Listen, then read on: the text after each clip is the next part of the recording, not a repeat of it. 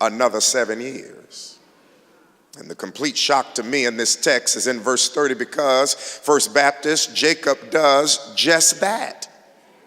He's given along with Leah, Rachel, and he works another 7 years for the woman he really loves, and finds himself now connected to Leah, a woman he did not want, but he's got to keep what he did not want so he can be attached to what he really loved. Now, can you imagine the day after this all goes down and you rise in the morning to a smiling Leah? She's overjoyed at being connected to you. You are fuming looking at her. Why? Because when you look at her, you're reminded of how you've been played and tricked and manipulated, and now you're facing 7 more years of sweat equity to be connected to the woman you really love. I don't care what brother in here has heightened and integrity. All of us would have to ask, do I love Rachel that much? Do I just so easily turn a blind eye to how I've been treated or mistreated? What ought to be my diabolical strategic plan to offer trickery for trickery? It's got to be Jacob's natural response, because he gets this by genetics, doesn't he? His instinct has to be to devise a manipulative plan. But the text suggests, and it shocks me, it suggests that he fights his natural inclinations and defends well against what has to be his internal demons. He strengthens and straightens his back, puts his hand to the plow, and decides, I can work another 7 years. Now I want to ask you, who could do that? I'll admit, I don't know if I could do 14 years, with half of them having been exciting because I knew what I wanted and I was overjoyed at the anticipation of it. But to do the second half of the 14, I have to do it attached to what reminds me of how I've been played and tricked and manipulated. And I'm going to do it simply because I love Rachel. I'm in a sanctuary with people of differing backgrounds. All of us have different experiences, but we all have one commonality, and it is every one of us knows what it feels like to have to swallow bitter disappointment. And I don't know if you'll consider this good news or not, but all disappointment doesn't get rectified in the full payment for the 7 years you've already invested. And I have what might even be more challenging news, and it is this: you might have to work another 7 to get what you deserve in the first cycle of 7. However, the invitational news this text extends is, while God may not always prevent what he has allowed life to do to you, he will dispense grace to strengthen you to do another 7. Why? So that disappointment does not beat you or block you from receiving what God originally intends for you. I'm here to tell somebody, you can outlive your disappointment. You can live better than the bitter in your life, and you can be in good faith condition to receive, if not now, you can receive later what you deserve now. Now let me tell you why this is critical. This is a word needed for those of us who've become so disappointed at times at not getting what we work for, or for being forced to live with attachments we did not expect. And do you know that many people sideline themselves complaining and shouting, I'm a member of First Baptist, I'm a conscientious disciple, I'm a tither in the ministry, I'm active in the activities of the ministry, and I've done my 7, and God owes me. And you might think that's true. But if Laban is anywhere around your life, Laban may slip disappointment in on you, and you open your eyes to the raw reality that the 7 years of effort you have made is not enough, and another 7 is required. And I'm simply here to encourage somebody. You have another 7 in you, and here is the word you can tweet or Instagram or Facebook or text somebody. The same God who strengthened you for the first 7 is the same God who will give you strength for the next 7. This is what keeps you on your feet. When those who took an oath to protect the community rob your children of innocence, of their young adult exploration, this keeps you from falling apart in this current generation when your kids tell you that Protestant faith is no longer doing it for them and they now want to give themselves to a gumbo stewed mixture of spiritual pluralism. This is the way to hold your anger when bipartisanship is derailing everything upon which our country has been built. And please, this morning, do not stand and testify about why life for you is unfair. Life is unfair for every one of us. And the only reason some of us are not getting high or drunk or sticking a needle in our veins is because the same God who strengthened us for the first 7 is the same God who is strengthening us for the next 7. Am I talking to anybody in this room? And so the text is telling to teach us a couple of things. One, that the boldness that faith gives to a child of God is the ability to always see options after disappointment. Options after disappointment. I don't know how Jacob did it. Rebound so quickly. Not contemplate how to immediately hurt Uncle Laban or kick Leah out or conclude Rachel, she's pretty, but she ain't worth all of this. Instead, what he does is what I would have been very slow to come to. He sees as one of his options to go ahead and work the next 7 and be done with it. Can I tell you, the faith we have in God provides us that? The ability to see options at disappointing intersections. When others stop believing that there's anything positive to see after bitter disappointment, faith for the child of God gives you the ability to believe that God always has for us an option after disappointment. Jacob is tricked, he's manipulated, taken advantage of in his intoxication in a way that perhaps would not have been possible in his sobriety. He has to be contemplating, do I fight? Do I flee? Do I forfeit what I've fallen in love with? Or he decides that what Laban expects, just as the enemy does in each of our lives, is that we are not willing to put additional effort into what is wrapped now in the garment of bitter disappointment. That boy won't work another 7 years for my baby girl, and I done found a slick way to get rid of that cross-eyed older one. I got 7 years of labor out of him. This is gonna break his back. It's gonna snap his will. He'll run back to his own community. I'll stand as the victor. But First Baptist Jacob stands and proves that when you keep seeing options, you just don't give up on destiny just because of a moment of inconvenience. I don't know who I'm talking to, but hear me loud and clear. You don't let a miserable moment make you abort a destiny that is already determined. You don't let a bad season make you give up on a great lifetime. You don't let what's happening to you on a day make you sour against an entire future. Eyes have not seen, ears have. Am I talking to anybody in here? Would you nudge somebody and tell them these are momentary afflictions? And Jacob stands and proves that I'm bigger than the bitter that disappointment wants to present to me.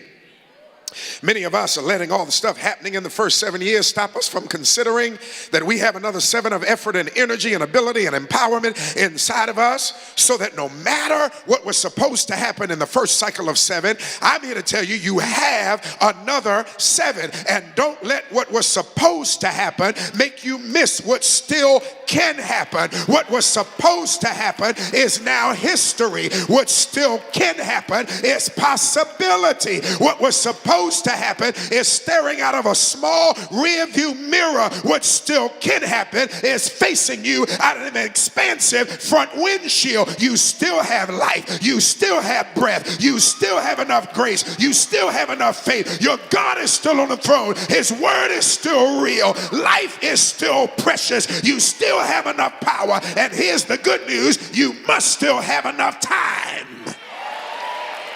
So God will strengthen you for the next 7. Who am I talking to in this room? Which is why, preachers, the tension line that holds the polarized opposites in this text is this line. And he worked another 7 for Rachel. You can do another 7 because disappointment is never stronger than the grace of God. You can do another 7 because what God is doing in your life and with your life ought to be enough to push you across the tough terrain of human experiences that make other people stall out, stagnate, and quit. You are made faith tough. And don't tell me how spiritual you are, how anointed you are, if you are not capable of carrying a heavier load. If you that deep in Jesus, your shoulders ought to be strong enough to handle a heavier load. And isn't it a conundrum, a paradox? Isn't it an oxymoron that some of our most sainted and anointed members are our most lightweight Christians when it comes to bearing burdens and handling heavier loads? When they go through stuff, you got to almost bust the front door down, force them to wash and brush their teeth, and draw the curtains open to let the sun shine in. They become visibly absent from ministry, let alone absent as a participant in the programs of the church. The devil is a liar. If you that strong in Jesus, God ought to be able to trust you with some trouble. And you know why? Because he needs people he can trust with trouble to prove to people who are trying to navigate trouble without him that navigating trouble with him is better than navigating trouble without him, because with him you can testify that trouble don't last. Who am I talking to in this room? Come on, slap somebody, high five. Tell them I'm stronger than you think I am. Every prayer has made me stronger. Every worship has made me strong. I know I'm going through trouble, and it ain't because the devil is busy. It's because God trusts me to bear my burden. Yeah.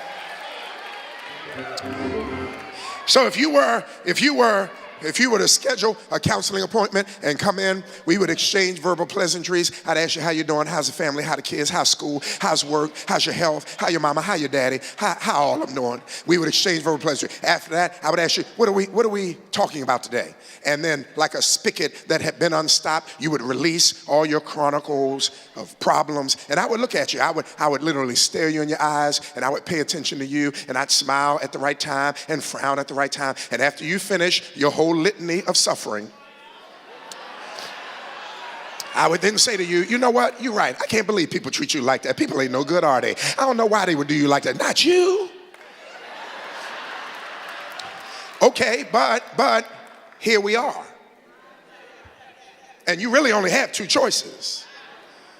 You can forfeit Rachel and walk away from here, or you can take Leah, accept Rachel, and work another 7.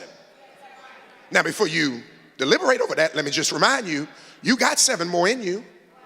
How do you know, Pastor, that I have 7 more in you? Because God just gave you strength to do 7.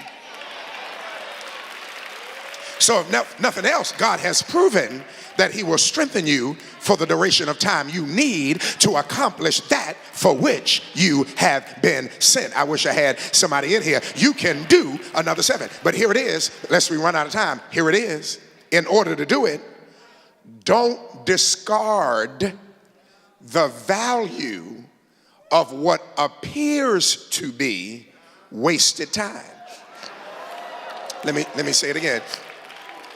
Don't discard the value of what appears to be wasted time.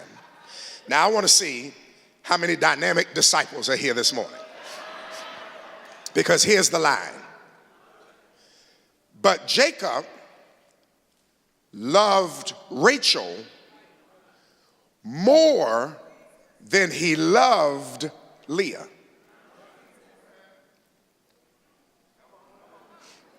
Let me say it again. It doesn't matter. I got all day. Nothing to do today. So let me say it again. But Jacob loved Rachel more than he loved Leah. You starting to get it? Maybe it needs maybe it needs a little apostolic seasoning on it. All right, so here it is. And Jacob loved Rachel, more than he loved Leah. The operative word is what? Okay, now here's the conundrum. Show me in any of the preceding verses where Jacob ever had an eye for Leah.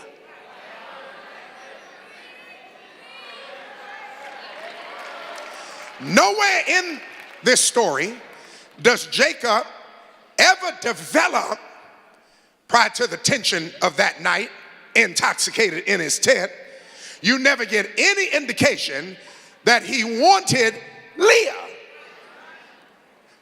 So when the commentary is written, how do we go from being tricked into connection with her to when verse 30 is written, it describes Jacob as loving Leah, just not as much as he loves Rachel.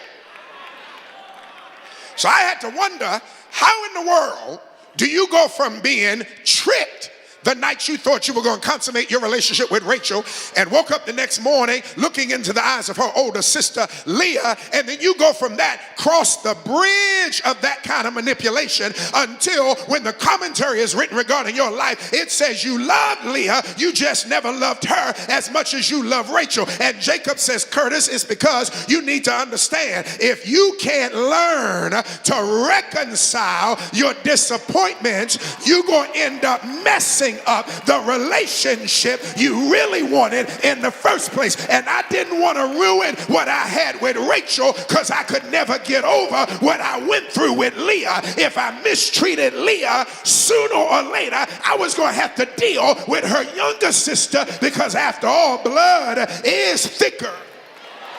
Is anybody in here listening to me? Because what I'm trying to tell you is this. You know why God can't elevate some of us? Because you can't learn to love the level that you occupy right now. And you ain't ready for whatever God has in store if you can't learn to reconcile and appropriate and appreciate, watch it, and thank God for where you are right now. I know you're in a hurry to go from entry level to having your nameplate on the door, on the top floor of a corporate structure, but if you can't show up to work on time when you're being underpaid, you ain't ready to live a lifestyle of being overpaid. Do I have any company?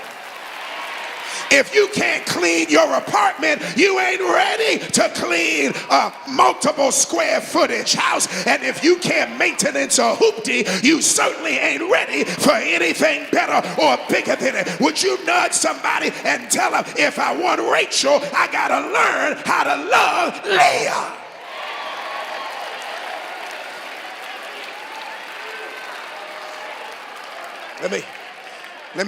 Let me cut.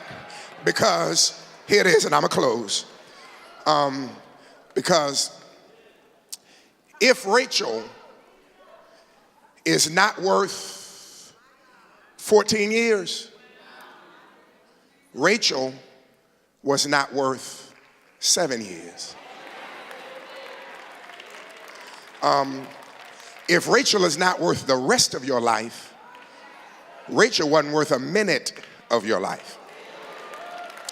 Now let me show you one more thing, and I want to be obedient to time. Jacob works for Rachel, and Bible says his 11th son is finally conceived through the womb of Rachel. Now, this means 10 preceding sons are born either to Leah, Leah's maidservant, or Rachel's maidservant. Are y'all listening to me? 10 times Jacob cradles a male child born through wombs other than Rachel. Then finally, the 11th son is born through her womb. His name is Joseph.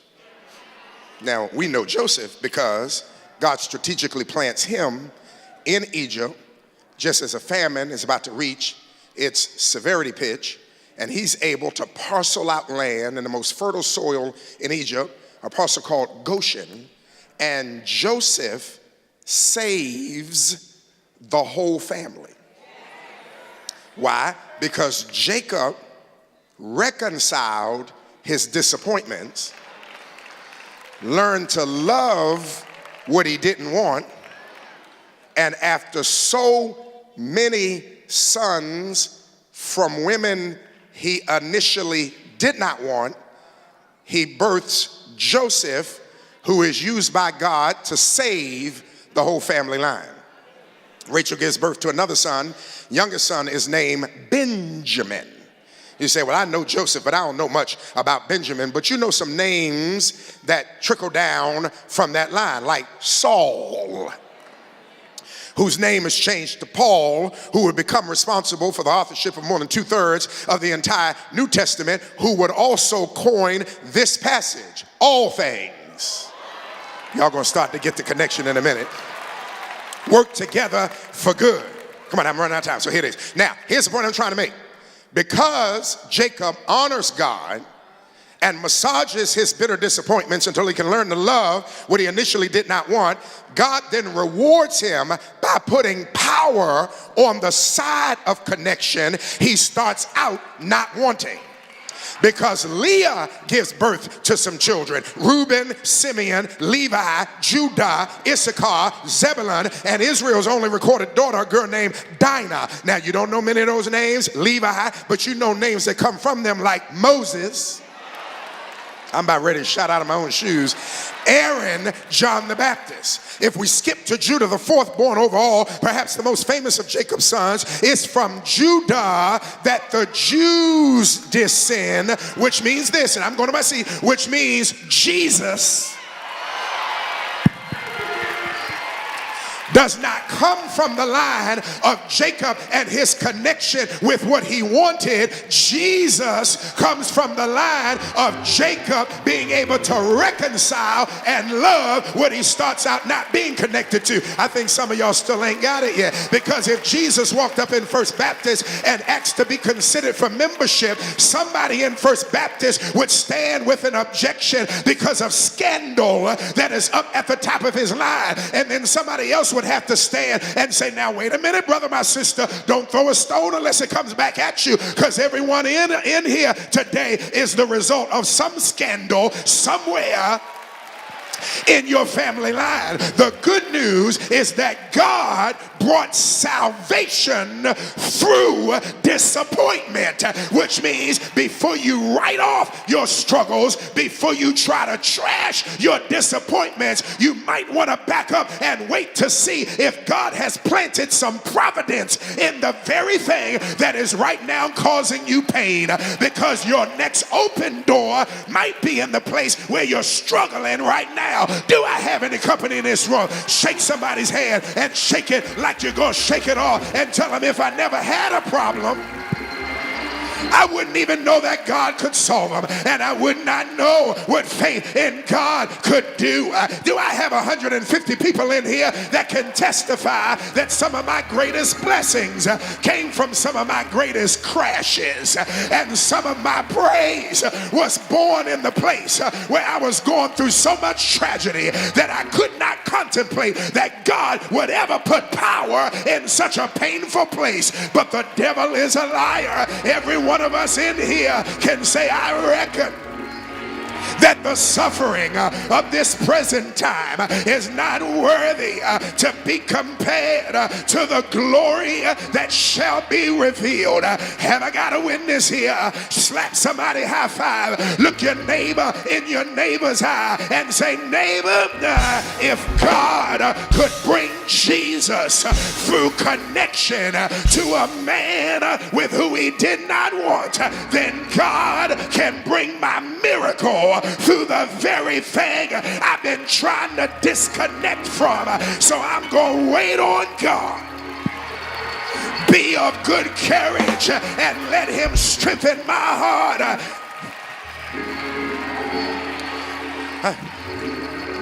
I'm done. Let me tell you something. Whatever cycle you have been through that did not eventuate in what you wanted, you got another cycle in you. And that's why our sainted wise foreparents would say to us, please be patient with me, because God ain't through with me yet. I'm dragging Leah today. But be patient with me. I'm gonna learn to love her by tomorrow. Who am I talking to in this room?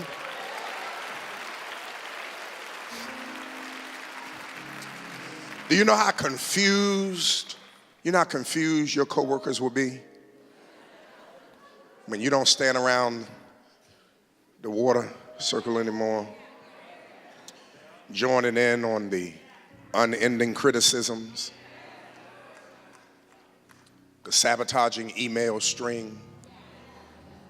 Do you know how confused your friends would be when they're trying to figure out how you living with such disappointment and yet have so much joy?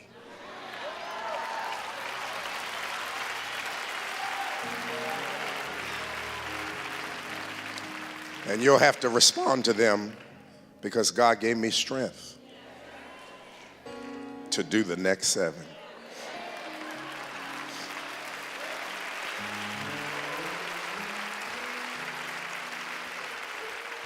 Hands are lifted, heads are elevated, eyes are closed. Pray with me out loud. God, I come.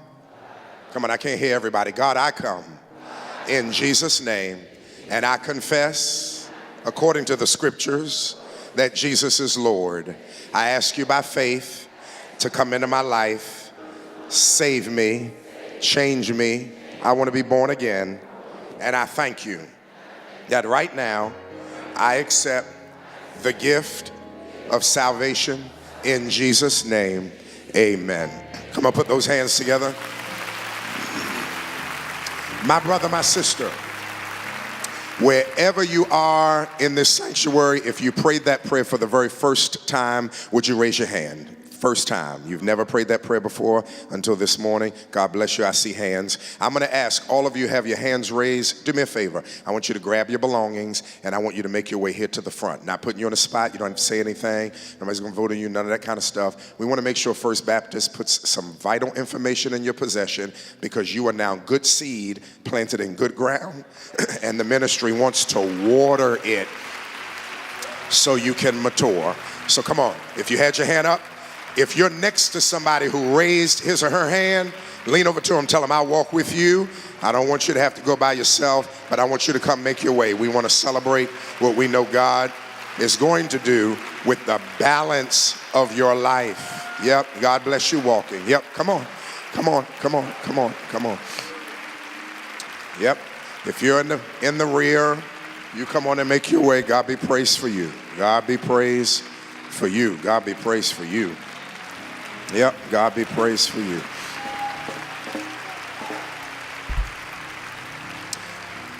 Listen, if you're a member of First Baptist, while others are still walking, if you're a member of First Baptist, you may be seated for just a quick second.